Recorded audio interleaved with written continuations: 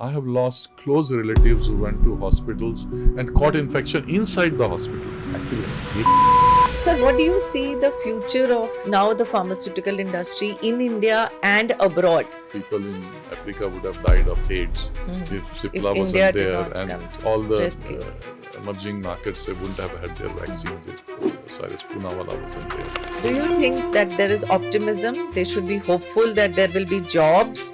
I don't know whether to say on media, but one of the drug controllers said that he copied my master's thesis to do his PhD. And within few months of joining, both of these things happened. Oh God.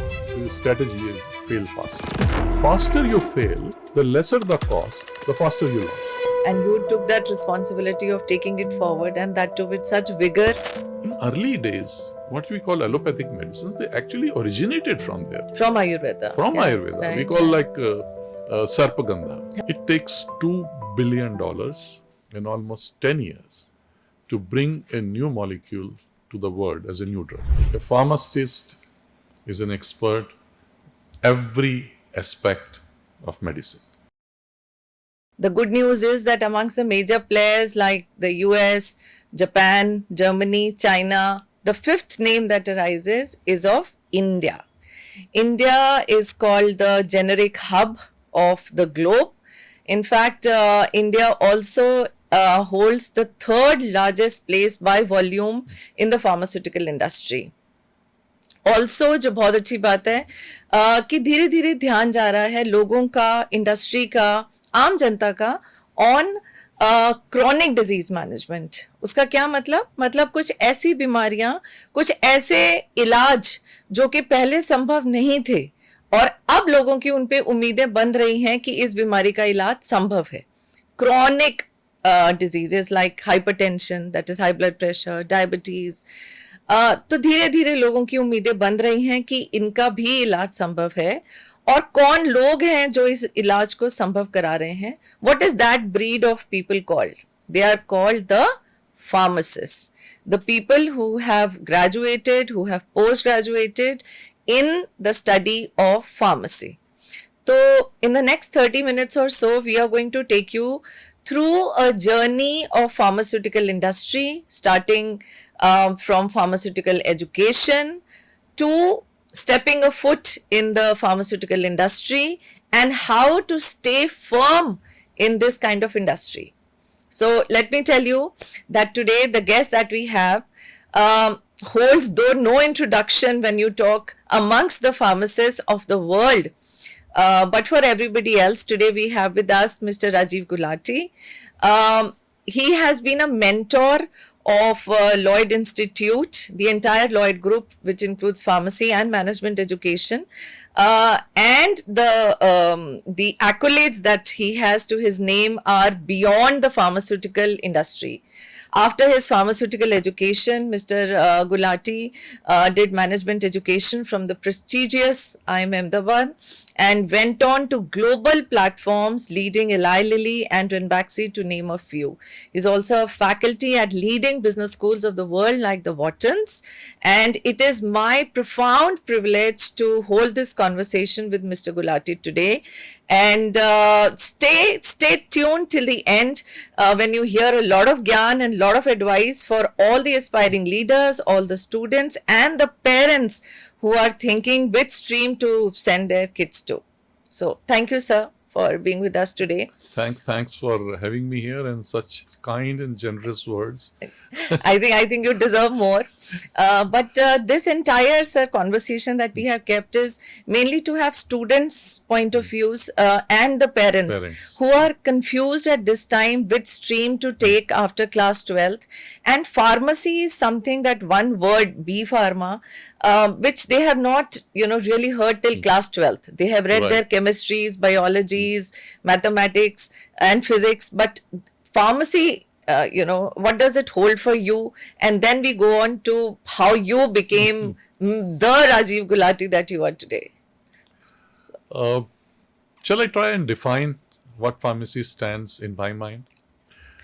A pharmacist is an expert every aspect of medicine.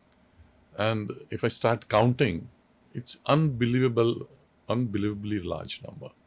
Let's start from drug discovery. Now, you study medicinal chemistry, you can do a rational drug design. Now you will use artificial intelligence to actually design medicines, but this is something that you were supposed to do. You had a PhD in medicinal chemistry, with starting with pharmacy education, B Pharm, NM Pharm, and PhD. Now let me move on. You go to animals, and in my words, we always study what the medicines, the drugs do to human body. But a pharmacist first also has to study what human body does to the drugs. Oh, yes. So it's absorption, it's metabolism, it's excretion. So unless what you call pharmacokinetics, pharmacodynamics, PKPD. So unless you study that, you don't even know the dosage, the duration of action, the frequency of dosage, the side effects, how to reduce, what to formulate. And then, of course, you go on to human and then clinical trials. And of course, on the side, there is formulation development. Then when you are launching, after clinical research and sales, marketing, and one, I would say, dark area where pharmacists can add enormous value is distribution. That is a neglected area. People don't talk about it. Supply chain, it's critical. Think of refrigerated products. Think of the temperature changes in India from winter to summer. So not only designing products which can withstand that temperature, but also distributing those products and ensure that the stability remains. And then we move on to pharmacovigilance. Then we talk about hospital pharmacy, the drug-drug interaction, the food and drug interaction, and what is the right thing to do. I'll give you another crazy example to you. Antimicrobial resistance. It's very high in hospitals. I have lost close relatives who went to hospitals and caught infection inside the hospital, and no antibiotic works there. So what hospitals try to do is they study the patterns and then try and make a regimen and change it so that the resistance does not develop. And pharmacist is an integral part of that group which is designing. So I've taken a few examples, but by my definition, a pharmacist is required, his expertise is required in each and every aspect of the medicine. So entire life cycle of a medicine or a drug, as we pharmacists call it, at every step, starting from how it is first perceived and then formulated, like you said, then distribution, and first drug discovery in those steps, and then marketed in the end. So at every step, and the pharmacovigilance, which happens post the medicine is marketed, every step we need pharmacists. And I think the beauty of what you said is that the pharmacist can specialize in any of these fields. Any of these. So the options are not limited to one kind of profession after you've studied medicine, and you can move on to many others as well. In fact, it goes beyond what you said. Yeah. And let me tell you, it is now people have started working, and I have been involved in it as a trustee of Delhi Pharmaceutical Trust. I have addressed drug inspectors of whole country at CDSCO. I was invited. And now DCG has come out with a paper just now, which is beyond the life of the product. It's a drug disposal. Disposal of expired products. Yeah, very simple, which people don't even think about. जो दवाइयाँ घर पे पड़ी हैं, and we dispose them off very carelessly. Exactly. So how to take care of that? Again, sustainability and environmental impacts. So we, as part of Delhi Pharmaceutical Trust, we got some volunteers, pharmacy students, and they came back with the data that the level of antibiotics in Yamuna River is risen over a period of time, and that itself can lead to resistance to antibiotics. And I just talked about multi-drug resistance or antimicrobial resistance. So it needs a pharmacist even to talk about environment and bring that awareness and then come out with a process. First time in the history DCGI has come out that products like the narcotic painkillers, they should be flushed down. In the US, it was already there that which products can be flushed and which products cannot be flushed. How to dispose them. So the entire life cycle, even beyond, that is once the product is expired, so that's what I wanted to say. You yourself said, from conception. So before you start working on it, and after it has expired, the entire life and beyond, is responsibility of a pharmacist. And that too, we are talking of a product which is a drug or a medicine, which itself is life saving, and which household today does not need medicine? From, morning we start taking, if somebody has nausea or not feeling well, Pentosids, to the thyroid medicines that we take in the morning, and then our blood pressure medicines, diabetes medicines, which are regular. Then if you have fever, body ache, headache, there is medicine all around. And though there are side effects, but I have nothing against allopathy, me by myself being a proud pharmacist. And I think it's better to live a life which is healthy, even though it is driven by medicines, rather than to suffer each day. So Let me give you another simple example here. You just mentioned that as the age rises, people need to take multiple medicines, right? And even for the same ailments, you need multiple medicines. For example, in blood pressure, you might need a calcium channel blocker. You need a vasodilator. You might need a beta blocker. Now, and the ARBs, the sartans, for example, olmesartan, telmisartan, and many times these drugs are combined. It needs a pharmacist to reduce the number of tablets by combining them, ensuring that they don't interact with each other and deliver full potency. Amlodipine and telmisartan is a classical example. If you ever look at a tablet, there are two distinct layers of the tablet. Yeah, different colors. Now, the number of tablets is reduced, efficacy is maintained, and it needs a pharmacist to create that for you. Absolutely. I think the drug combinations that as a layperson, somebody will not even realize what they are taking in, but the best combination created by a pharmacist to prevent interactions. I mean, I can go on and on. I know, I can see that. Multiple examples. And I think with this introduction of an overview of what a pharmaceutical industry looks like, or somebody who doesn't know about it can imagine the magnanimity of the pharmaceutical industry. I come to your journey, sir. I mean, I think I can't talk about the world, but I think India is definitely proud of you, your accomplishments, the way you founded Eli Lilly and were its managing director. You hired multiple people. You built the company brick by brick, and your initial education was a B.Pharm from Delhi Institute of Pharmaceutical Sciences, which was earlier College of Pharmacy, where we both belong to.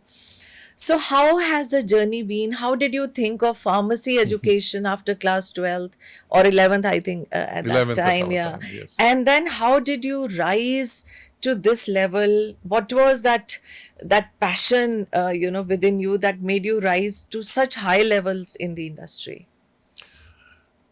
Look, life was very difficult at that time. India is the fastest growing economy today. It was probably the slowest growing economy at that time. Absolutely. With shortages of everything, including jobs. So key thing is to find a gainful employment. But then you want to do something which you want to do, which you like to do, which you enjoy doing. Everybody can earn money. The other thing is that if you see that early stages of a country, when a country progresses, it's because the population, the students, people, they veer towards science. So at our time, it was very clear. The bright students went to science, and in our school also there was a cutoff. If you had marks below that, you will not get science. Right. So then you will go to commerce. We didn't even have arts. Right. So there are only two sections, A and B, science and commerce. If you got below in 8th, you got less than 60%, you cannot aspire to get science. So much so that everybody wanted to go to science, that in a playground where you used to play every evening, there was one guy called Neelu, a boy. His nickname was Commerce, because he was the only commerce students in our entire group. Oh God. Okay. Because everybody wanted to do science, because that's where the future was. Right. Now comes next, doctor, engineer, and I'll tell you, my drawing was pathetic. And I didn't want to be a doctor. But I loved biology. So I think paramedical sciences like pharmacy made sense. Made a lot of sense. Lot of sense. And fortunately, just 2 years, I think, before I finished my high school, College of Pharmacy, Delhi. Delhi University's first college started. First college, yeah. And the year I finished my higher secondary was when the same year the second college started, which was Ahmedabad. So College of Pharmacy, I think 71. Pusa campus, College of Pusa Pharmacy. campus, And then Jamia Ahmedabad. Then Jamia also. Ahmedabad was the same year that I graduated. So these were the two options. And of course, those days, College of Pharmacy was ranked Right. much above. Even later, even when I joined, that was the only choice. And Lloyd came much later. It could have been my choice, but yes. So I had, sir, also similar story. I excelled my studies. I had 92% in class 12, then 1990s. And everybody was like, itna percentage lake. And I joined, in fact, Stephens for physics honors. And then somebody directed me towards pharmacy. And it immediately stuck me as a professional course. Ki 4 saal baad at least I'll have something in hand. Did not know the journey will have a master's and a PhD and other things. But then pharmacy was the choice because of similar reasons. It was important at our time. As I said, the times were difficult, but the decisions were very simple. Right. Did you enjoy studying pharmacy those 4 years? Yeah, I mean, there were subjects I enjoyed. Lot of chemistries and chemistry. I'm very scared of chemistry. Scared of chemistry. Even today, I'm scared of chemistry. But I loved pharmaceutics. I loved and pharmaceutics very interesting. The entire industrial pharmacy. Entire industry is. I know. But I also loved pharmacognosy a lot. Oh, you did. The Yeah, study of medicinal herbal medicines. plants, herbal. And imagine that Ayurveda, for example, where all the medicinal plants were used. And in early days, what we call allopathic medicines, they actually originated from there. From Ayurveda. From Ayurveda. Right, we call like sarpagandha. And it was used for reducing blood pressure in Ayurveda. Right. And it's called Rauwolfia serpentina and reserpine, the alkaloid, which was launched as a Later used Sarpasil, the as brand name, to reduce blood pressure. They actually originated from there. And there are several such examples. And people don't realize, but where a pharmacist comes in. Opium. Opium was used for cough. Opium was used for pain. Opium was used for diarrhea. And what did you do? You looked at that molecule and then of that alkaloid and then say which part of that structure of the molecule has which properties.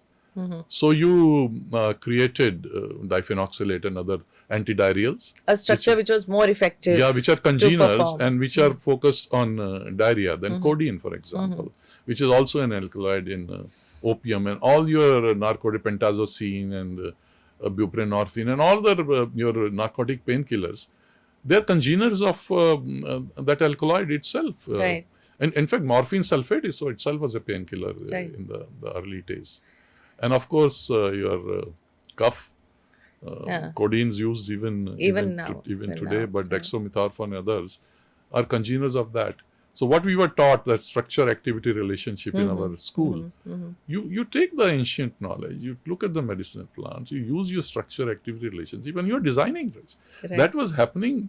Gosh, I don't know, even in 50s and 60s. Right. And that is the basis of drug discovery. That is the basis of drug discovery. And it took a pharmacist to do that. Absolutely. You take a molecule and you play with the structure. Exactly. And find the best effective therapeutic value, or the activity as we call it.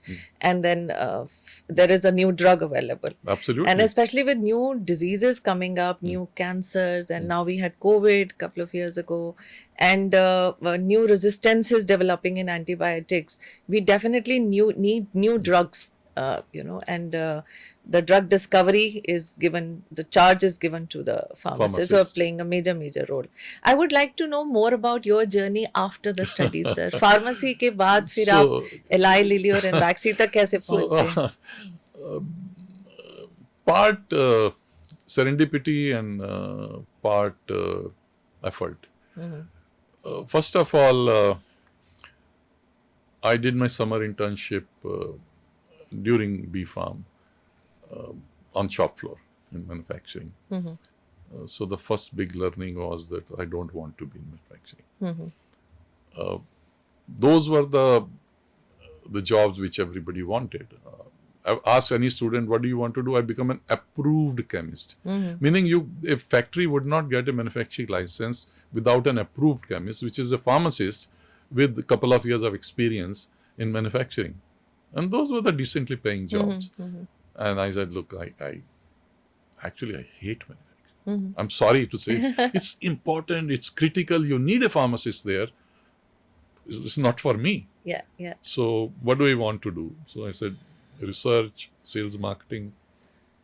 So I went for my M.Pharm to IIT and published 9 papers, including Wonderful. international papers. I don't know whether to say on media, but one of the drug controllers said that he copied my master's thesis to do his PhD. Wonderful. I'm sure he would have been super proud of it now. I don't know. If he mentioned it, so definitely. Oh, he openly mentions it even today. Definitely. So, so B.Pharm, then M.Pharm. M.Pharm, and then I was getting admission for PhD abroad. And that's the time when I started seriously thinking what I want to do. And I said, no, I want to be in sales and marketing. Yes, there's research, as we talked about discovery, development, and so on. But one has to take it to the patients. And these are the doctors making decisions. And how can I influence physicians? So that's where my focus became there. So I thought it'd be good to learn about it first before I started working. And that took me to IIM Ahmedabad, and then I started as a management trainee with Ranbaxy. After that, and then there was no looking back. I don't know, but I tell you what I realized at that time, and I think it'll be very useful for the students. Definitely. My expectation, honestly, when I started my career, I'll tell you my expectations. My expectation was that Ranbaxy would have a few PhDs in economics and some other physicians working there, and they would look at the trends of diseases, the trends of growth, class 1, class 2, geographical, and to focus whether we should focus on mid-sized towns, whether we should focus on rural marketing, whether we should focus on metros, and does the disease pattern differ from geography to geography or big city to small city, and based on that we'll make a strategy and all that. Guess what? I joined as a management trainee under a group product manager who was head of marketing for the mother division, Right. Pharma division. His name is Vittal Rao. Yeah. We're still in touch. And Vittal Rao was my first boss. And we had 2 other MBAs, Sukhmani and Pradeep Navre. And I'm a management trainee. And within few months of joining, both of these resigned. Oh, God. So here is how I used to introduce myself.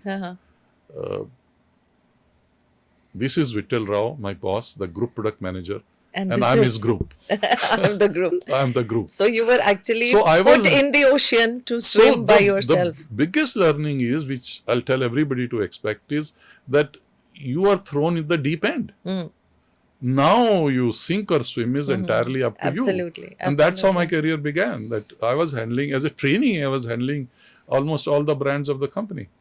So I think it was also a sense of responsibility that was given to you, and rather that you entrusted to yourself, that now the group is on you and you have to either take it forward, like you said, or sink it. And you took that responsibility of taking it forward, and that too with such vigor. And I think that was also your subject, your interest subject also. That is why you could lead it up with so much passion. And then how did Eli Lilly happen after that? So, that journey, actually you are put under the microscope. And then let me talk about that first before I come to Lilly. So, first lesson was that I think maybe because I'm biased, but I can prove it to you even in drug discovery and development also, that marketing has to be an integral part of discovery and development. Because I think, in fact, Eli Lilly succeeded globally because they brought in marketing as part of the team, because a molecule can have various properties. Now, which one you should focus on? what should be your competitor? What are you competing against? All that information, knowledge, and direction marketing brought to the scientists. And then they developed the medicine and designed the clinical trial based on that. This is the way it works. Absolutely. I think all products, the information has to first come from the market analysts who tell you what is actually needed, and then the medicinal chemist and the drug discovery process starts on what is required by the market. We call it unmet right medical process. needs. But then to identify that, you need market information and marketing. Now I come back here to Ranbaxy for a minute. So I think the first thing I realized was that whole process was disjointed. Manufacturing working on their own, R&D on their own, what products to develop, there was no interaction with marketing. And manufacturing is manufacturing. Now what kind of packaging, marketing not involved, right? And each and every function. So distribution is sending the product when they want, wherever they want.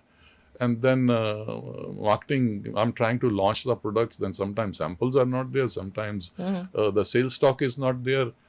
So first thing was made marketing the center of the universe.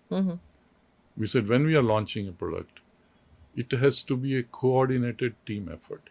So I'm just sharing with you that is the first common sense step.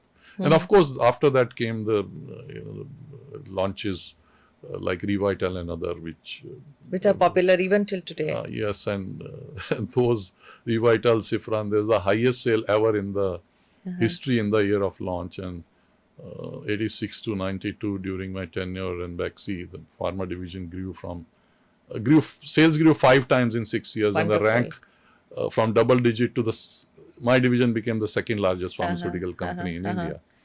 So that's where I was in sales, marketing, and working for a second largest company now. Right.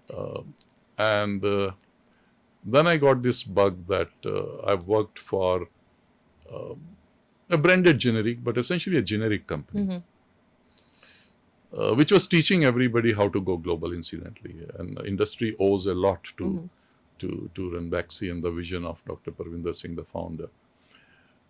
But I thought that let me have a look at the discovery and the patent part of the business, because I had no knowledge, information of that side of business at all.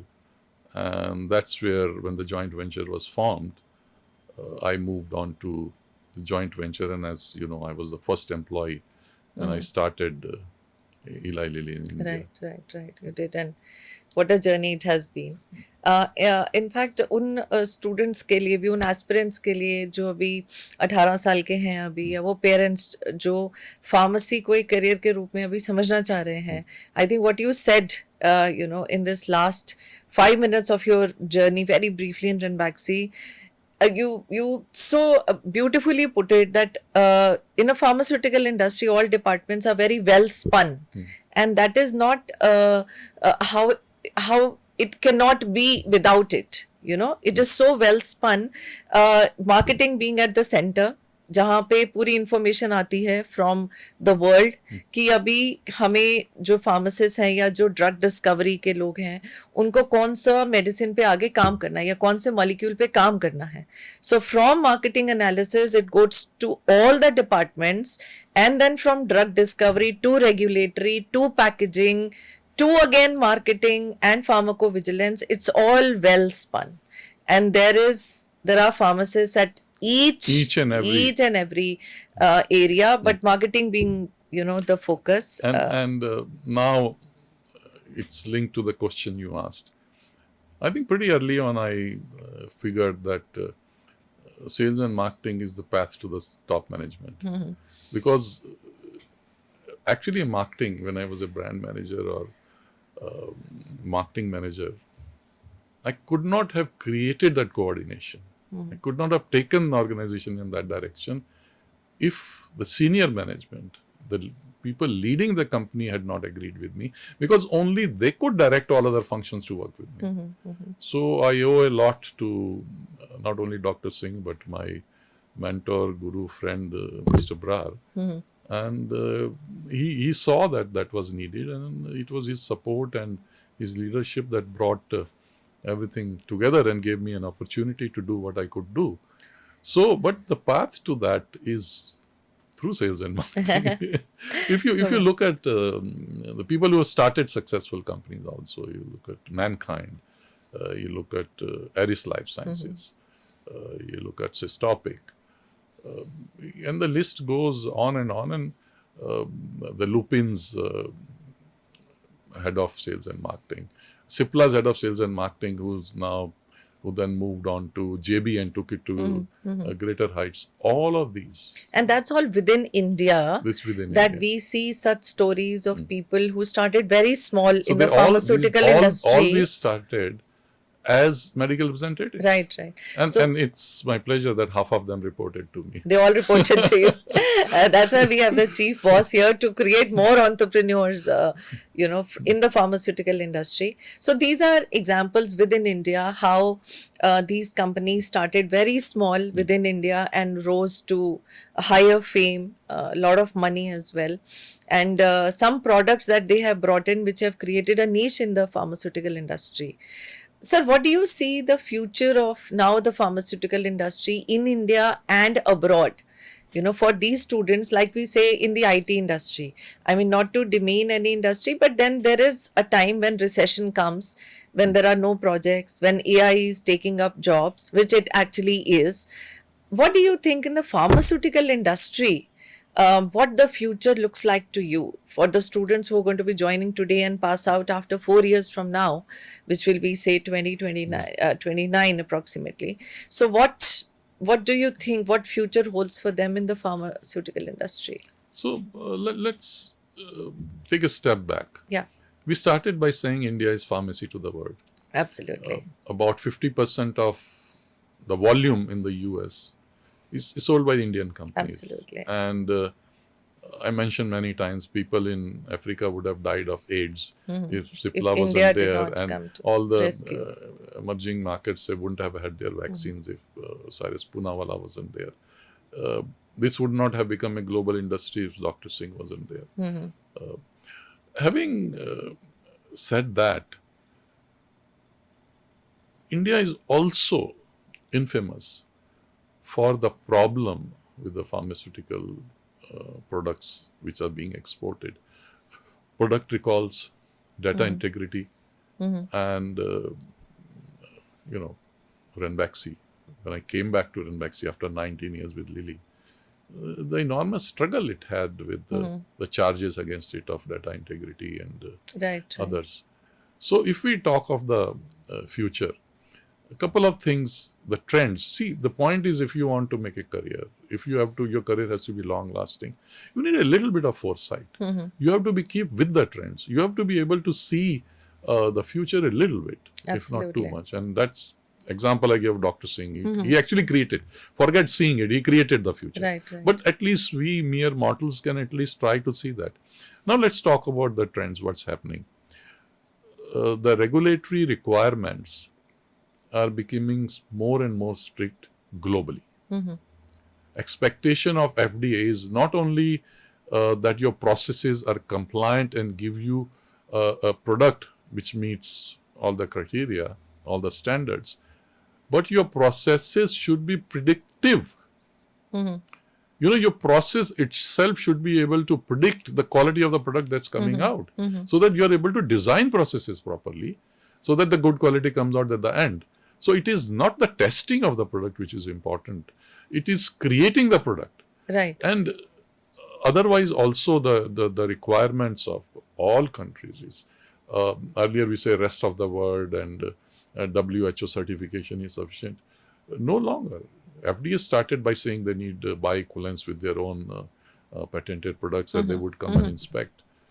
Now almost, Australia, TGA, Anvisa from Brazil, Cofeposa from all of them go out and then so all countries have their own regulatory processes, and the regulatory processes are getting more and more, they're getting tighter, they're getting stringent, they get more and more stringent.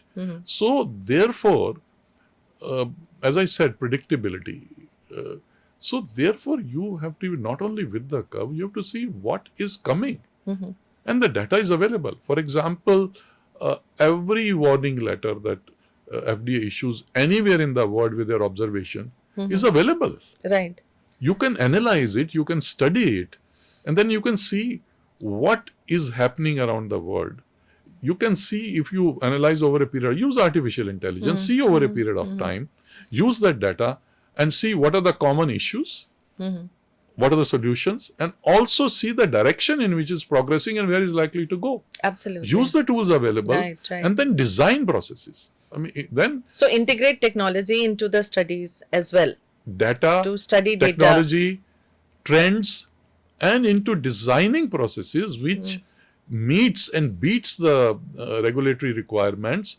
And not only you continue to be pharmacy is the word, you thrive on it. Otherwise, these challenges and this bad name that some companies got and our industry gets once in a while, that is very dangerous if Absolutely. that continues And to happen. I think to simplify the pharmaceutical industry process for audiences who are not belonging to this industry, what we mean is that the all the medicines have to undergo a regulatory process which they have to clear to be sold not only in India but all the countries of the world, and each country has their own regulatory process which is again very stringent. The US, Japan, Australia, we keep hearing of it, and the medicines have to be of such quality that they clear these regulatory processes, and over a period of time they're getting even stringent, like you said. So quality comes first. So the students of today and the scientists of today have to be very quality conscious when in the medicine business, when in the pharmaceutical business.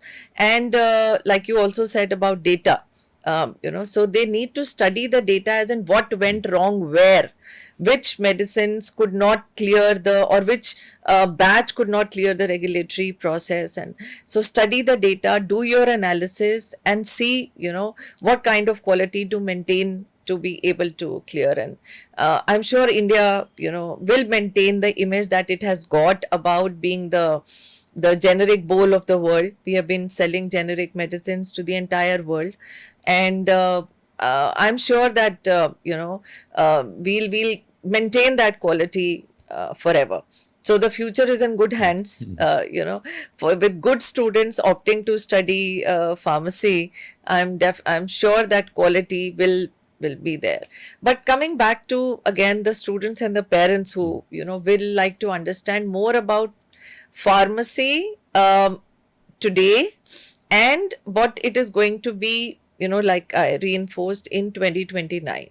Do you think that there is optimism? They should be hopeful that there will be jobs in R&D, in drug discovery, in manufacturing. There will be jobs for them after 4 years in the pharma industry. Lloyd is at the forefront of training people with AI, right? Now let's take that and say that those pharmacists who are able to learn and use those tools. And let me give a few examples.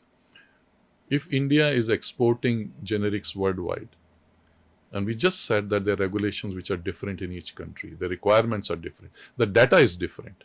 You need to know that, right? Right. Now you're using artificial intelligence, right? You're putting all the data in it. And in each country, when you prepare a dossier with that data, when you're submitting, now you have automatically that available. So, of course, it may reduce jobs, but it makes the whole process much faster. Absolutely. And absolutely accurate. Now you come out, what are the common requirements of data across countries and what are specific to each country. And now this is all automated. Right. Now a company decides that in 5 or 6 or 10 countries it wants to launch. And in press of a button, now you have the entire data available. This is a common data you need to generate, stability, dissolution, bioequivalence, whatsoever. And this is specific to that particular country. Right. So your planning is automatic. Right. It's just taken the error out of it. It's saved enormous amount of time. So the point I'm making is the pharmacist has to be up there, up the curve. We are talking of drug discovery. Now the enormous data which is there, which can be used, Let me elaborate on it a little bit. It takes $2 billion in almost 10 years to bring a new molecule to the world as a new drug. Oh, yes. You start with, now things may be changing, but you start with about 10,000 molecules and you launch one. So the cost of that one launch includes the cost of failure of 9,999 molecules. So think of it, strategy is fail fast. The faster you fail, the lesser the cost, the faster you launch. Absolutely. See, after 20 years of patent, you have lost 10 years. Now you have 10 years to recover the $2 billion and make money for R&D to launch new products. If you launch in 8 years, now you have 12 years to earn that money and lesser cost. So that's where the pharmacist and the artificial intelligence and this competence comes in to use that and predict. In fact, you can now begin to predict that which molecules are not going to work because of the data which is available to you of the past molecules and their structure. Elimination. The elimination. See, when I was there looking after emerging markets, the strategy in Indianapolis, I did it manually in the sense that I formed a joint venture with an Indian company because that testing is much cheaper and much faster here. So what we were doing, we were tossing up the molecules to India and says, study these with animal studies and very quickly and tell us which one we should take forward and which one should fail. So we were saving a lot of time and money just by collaborating with India. Right. So India has that vast knowledge and that resources available to cut down time and cost anyway. Absolutely. But I'm saying add to that with automation and artificial intelligence to cut it further and make it far more productive. So a pharmacy student need not only study the science subjects but also technology, including AI, which might not be in the curriculums as of today, but definitely there are good colleges which are offering the study of data analytics and AI. Much needed. Much needed in the sense, I'll give you an example. I was called to speak at NASDAQ. Not NASDAQ, NASCOM. NASDAQ is the stock exchange. NASCOM, which is the association of the IT companies. And I had a little bit of a startup that time.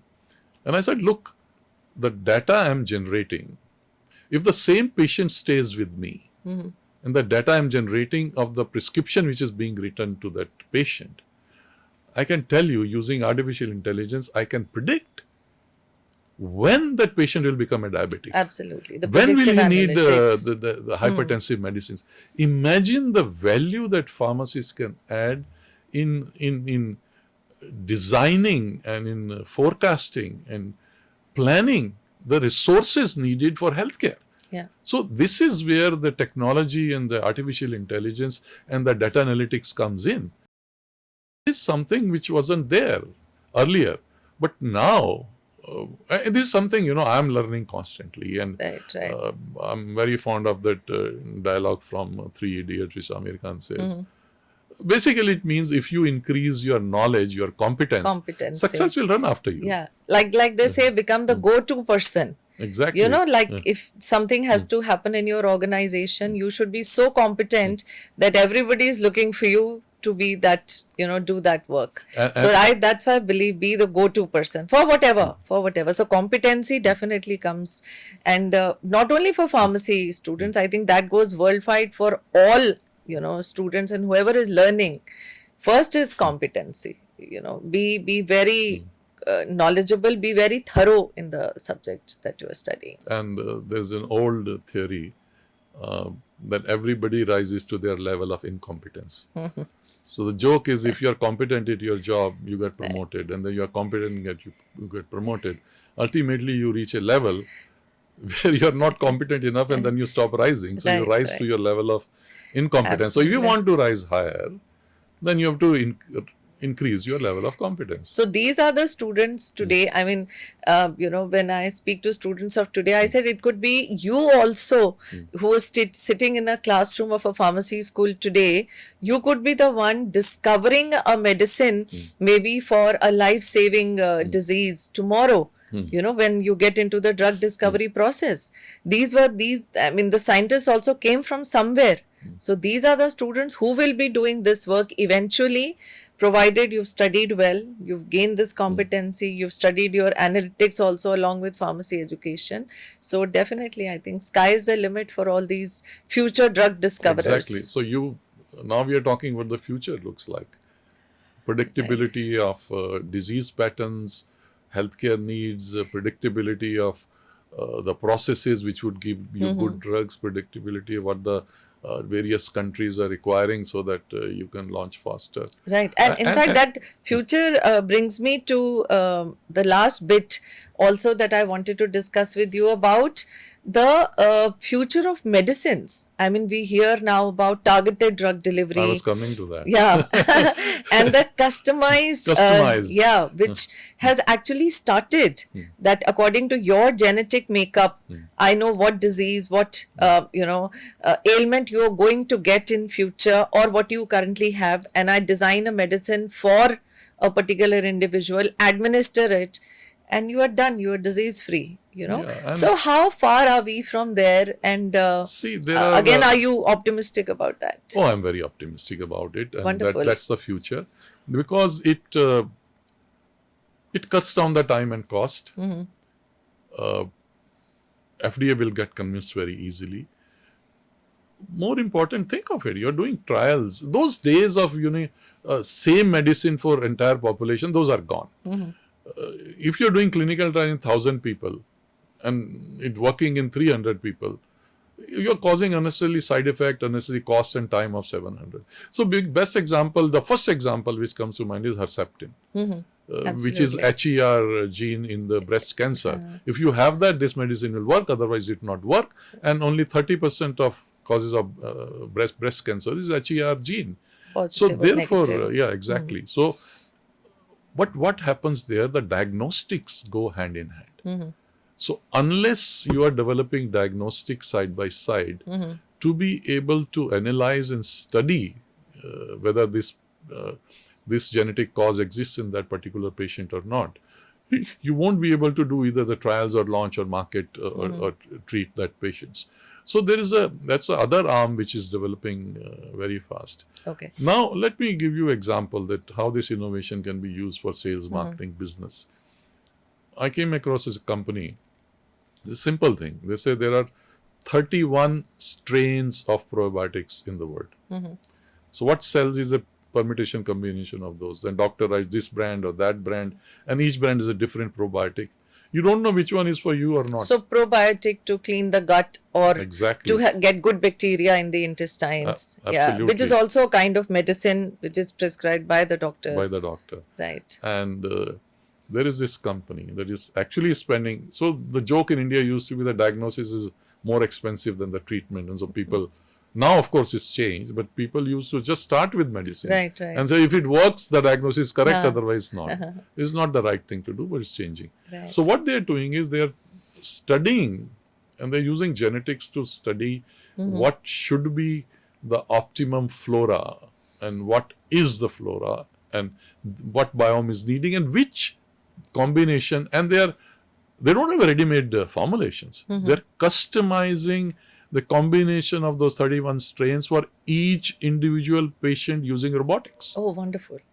So that's customized medicine. Customized. Made for your body. Your genetic makeup. Exactly. Absolutely. Exactly. So that's the future. You take diagnostic tools, you take analytics, artificial intelligence, and then you need customization. And imagine that not only it's targeted to the right person, you're designing the right thing, you're cutting down costs, you're cutting down side effects. Absolutely. Huge, humongous benefits. But then again, the pharmacist has to be right up there with all the tools.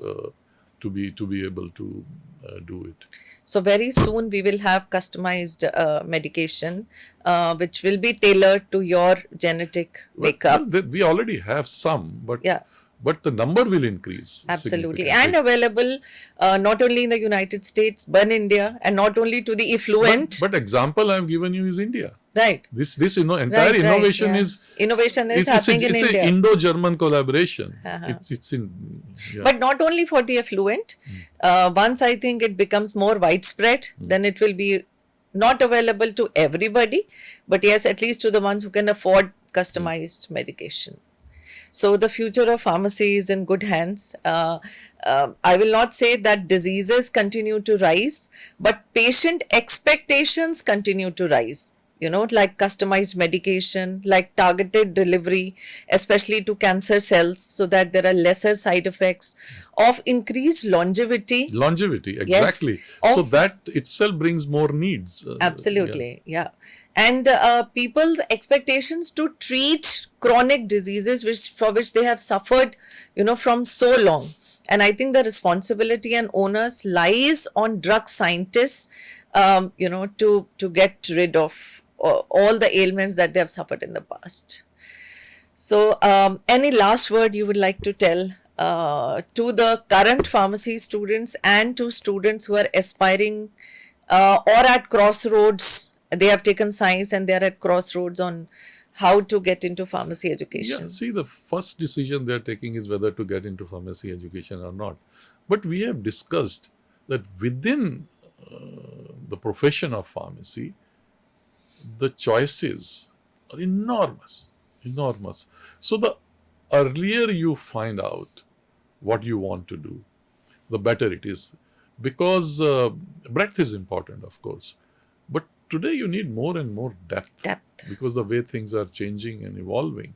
So early on, whether it is regulatory, whether it is R&D, whether it's pharmacovigilance, whether it is sales marketing, as early as possible, if you figure out, that would be very helpful. And then, of course, please, the qualities you need to succeed, apart from ability to communicate well, which is critical, adaptability, flexibility, and constantly learning, because the speed at which things are changing.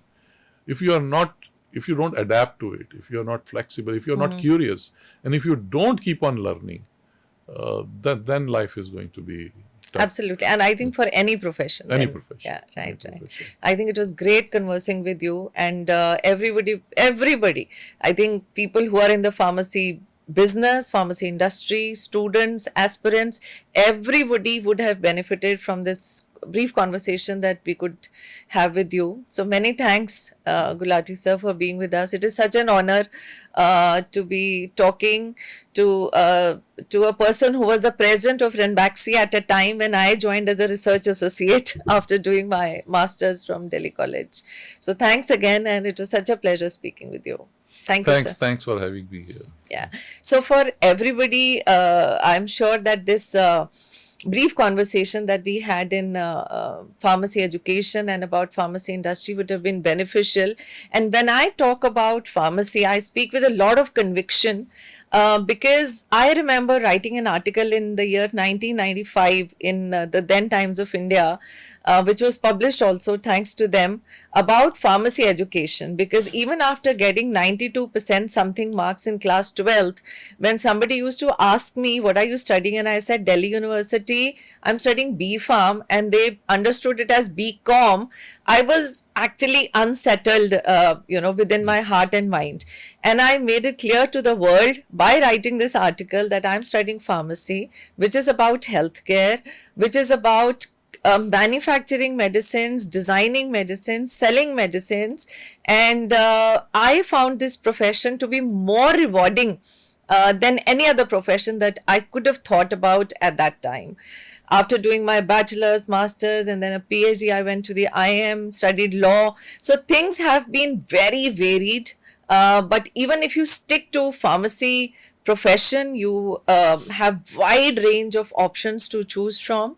And let us get together in this discovery of a more holistic world a more healthier tomorrow that all of us can build together by studying medicines in pharmacy education. So thank you.